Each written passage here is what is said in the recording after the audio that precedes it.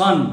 अब हमारा देखिए इसरो जो है सन की ओर बढ़ रहा है। चंद्रयान 3 के सक्सेस के बाद, सफलता के बाद अब हमारा इसरो का जो है उत्साह काफी चरम सीमा पर है।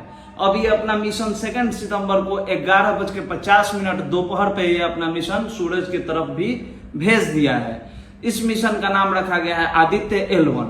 अब सबसे पहले हम लोग ये समझेंगे कि इस मिशन का नाम आदित्य L1 क्यों रखा गया।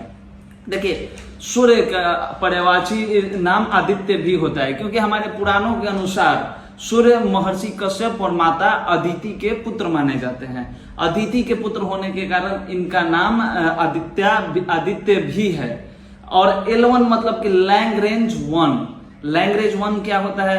लैंग्रेंज 1, 2, 3, 4 ऐसे 5 पॉइंट है जहां पे सेंट्रीफ्यूगल फोर्स के द्वारा वहां पे ग्रेविटी शून्य हो जाता है, जहां पे अर्थ और सन दोनों का ग्रेविटी कैंसिल आउट हो जाता है। मतलब कि कोई भी ना सन ना अर्थ कोई भी एक दूसरे की तरफ अट्रैक्ट नहीं कर सकता है। और लैग्रेंज 1 पॉइंट का खासियत ये भी है कि अगर सन और अर्थ सन का चक्कर लगा रहा है तो उसी पॉइंट के साथ साथ हमारा जो आदित्य L1 है वो भी चक्कर लगाते रहेगा। मतलब कि अर्थ और सन के सामने में रहेगा, कभी भी ये पीछे में नहीं जाएगा।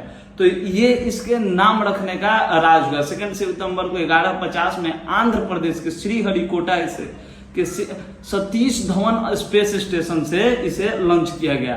ये भारत का पहला सन मिशन है। हालांकि ये मिशन पूरी तरह से सूर्य पे नहीं जा रहा है। सूर्य से हमारा दूरी 15 लाख किलोमीटर है और 15 करोड़ किलोमीटर है। लेकिन ये जो हमारा आदित्य L1 है महज धरती से 15 लाख किलोमीटर ही जाएगा। मतलब कि धरती और सूर्य के दूरी का महज 1% ये तय करेगा। ऐसा क्यों? देखिए हमारा अर्थ के सरफेस पे आते समय सन का जो बहुत सारे रेज हैं, किरणें हैं, वो नहीं पहुंच पाते हैं। हमारा अर्थ का जो सरफेस है बहुत सारे प्रोटेक्टिव लेयर से भी ढका हुआ है, जिसके कारण सन को बेहतर तरीके से समझने के लिए हमारा इसरो द्वारा आदित्य L1 को भेजा गया है धरती के एटमॉस्फेयर के पार और सूर्य से थोड़ा सा नजदीक। हालांकि धरती से महज 1% दूर ही गया है। यहाँ पे अर्थ सन ग्रेविटी कैंसिल हो जाती है और स्टेबिलिटी पा लेता है। यह जो मिशन है इसके पहले नासा और इसरो ने भी सोलर हेलियोस्फेरिक ऑब्जर्वेटरी मिशन, जिसे सोहो कहा गया, भेज चुका है।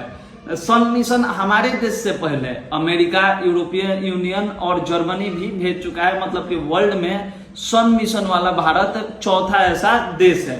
इंडिया के 5 जो मिशन है जो अर्थ के एटमॉस्फेयर से दूर जा चुके हैं, वो 5 मिशन में सबसे पहले चंद्रयान 1, चंद्रयान 2, चंद्रयान 3, उसके बाद मंगलयान और ये हमारा आदित्य L1। 5 ऐसे मिशन है जो अर्थ एटमॉस्फेयर को पार करके स्पेस में जा चुके हैं।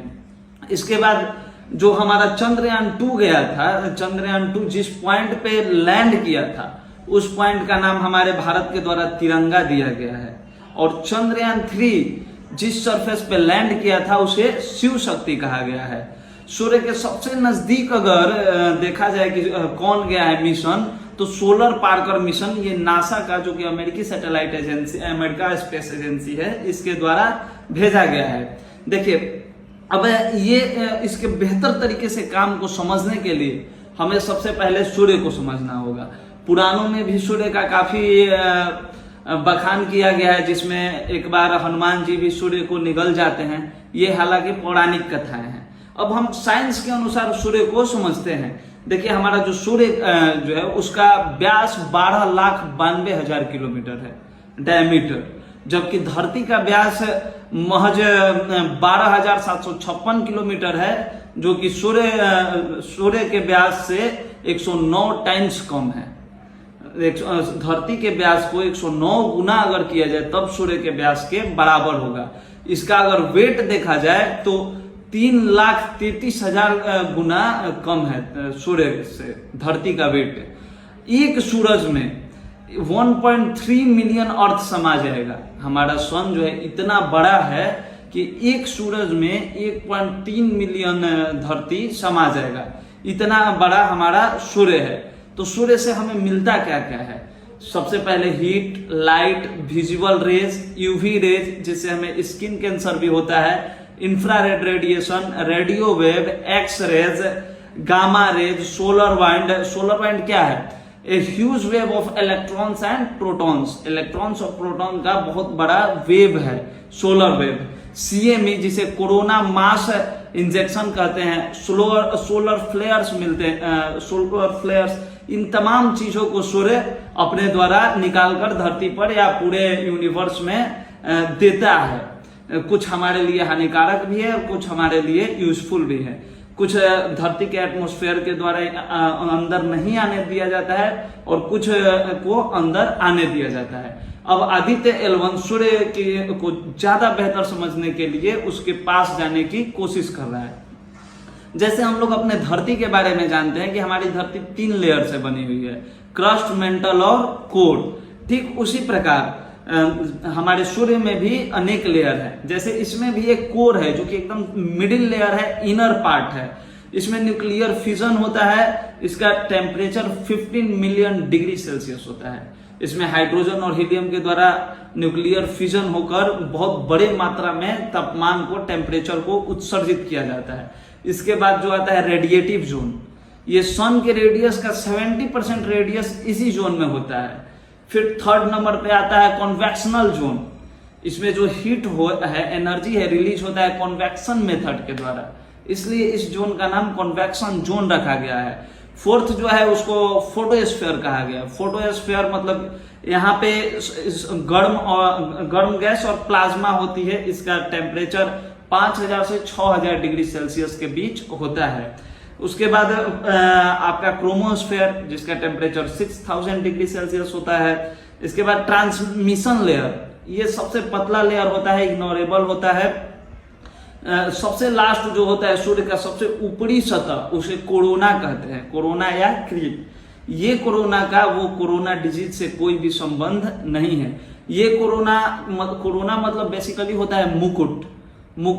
जब फुल सोलर इक्लिप्स होता है, जब पूर्ण सूर्य ग्रहण होता है और सूरज चांद के द्वारा पूर्ण रूप से तोप दिया जाता है, तो उसके चारों तरफ एक पतला सतह देखने को मिलता है, बहुत ही चमकदार सतह, उसे कोरोना कहते हैं। तो ये कोरोना है। ये हमारा जो आदित्य L1 है, फोटोस्फीयर, क्रोमोस्फीयर और कोरोना को बेहतर तरीके से समझने के लिए ही भेजा गया है। अब आदित्य L1 को समझने से पहले हम लोग समझेंगे कि हमारा जो सैटेलाइट है आदित्य L1, उसमें क्या क्या भेजा गया है। क्या इतना दूर रहकर कैसे हमारा आदित्य L1 सैटेलाइट सूरज को समझ पाएगा? सूरज से 99% दूरी पर कैसे हमारा आदित्य L1 सूरज को समझ पाएगा? तो इसमें कई प्रकार की आधुनिक मशीनें लगाई गई हैं जिसे पेलोड्स बोलते हैं। इसमें 7 पेलोड्स हैं। सबसे पहला जो पेलोड लगाया गया है उसका नाम है वेल्क, VELC, visible emission line chronograph. जो विजिबल इमिशन है उसका ये अध्ययन करेगा। इसका कोरोना लेयर को स्टडी करना और ऑब्जर्व करेगा कि कोरोना का मास कितना है।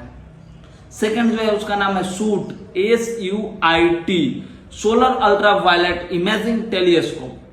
इसका काम है सन का फोटोग्राफी करना और क्रोमोस्फीयर के जो यूवी रेज है उनका पहचान करना। तीसरा जो है उसका नाम है SoLEXS, solar low energy X-ray spectrometer. ये सोलर के लो एनर्जी वाले जो एक्स की किरण होते हैं स्पेक्ट्रोमीटर द्वारा नापा जाएगा। चौथा जो है उसका नाम है HELIOS, HELIOS, high energy L1 orbiting X-ray spectrometer. ये हाई एनर्जी वाले जो एक्सरे होंगी उसका ये मेजरमेंट करेगा।